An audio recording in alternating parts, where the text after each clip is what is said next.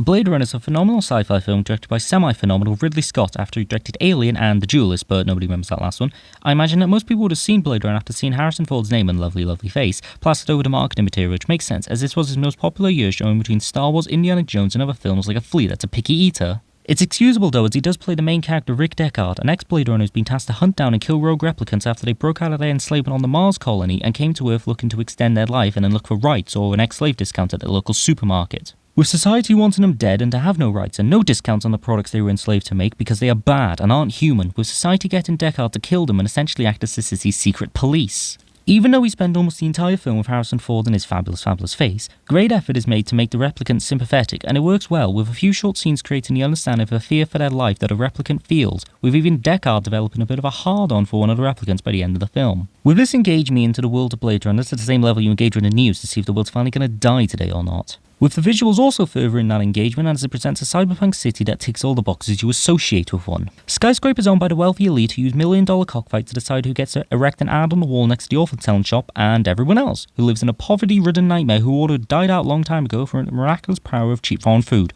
But here's where the big round of applause goes to everyone involved in the making of the visual design, being able to make all the locations feel authentic, with all of this resulting in a well-built and engaging world with just a lovely depressing glob of honey for the eyes. The film, however, offers his honey in different varieties, with a hue of blue surrounding the screen whilst on the streets of the city, probably because one of the infinite neon signs started leaking again and the maintenance men were too busy fixing the fountains of the rich to care. A brown variety when near large industrial buildings or the rich, just to emphasise how awful they are, and a darkness variety used in scenes to classify the film under the neo-noir genre that makes the visuals look more stylised but also makes you wonder how characters can walk into rooms without stubbing their toes on the bedside table. All this use of colour helps further that engagement I was previously talking about by making the look of the film more interesting as well as memorable. And memorable it was, viewer, as you had other bits of media years afterwards taking visual inspiration from Blade Runner as if it was an all-you-can-eat sci-fi buffet, and some other stuff that isn't media also nicking bread rolls from the edge of the buffet table.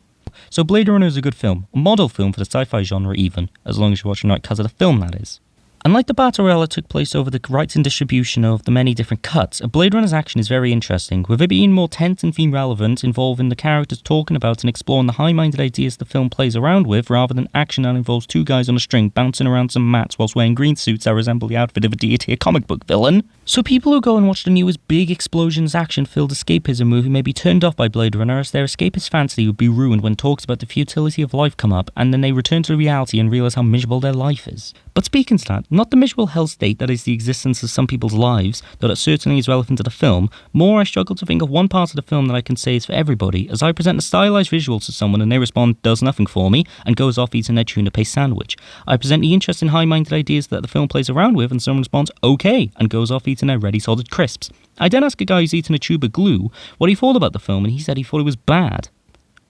And so after leaving the area before the police showed up, I can conclude, viewer, that there's not one part of Blade Runner that everybody can enjoy, except for Harrison Ford's beautiful, beautiful face, of course.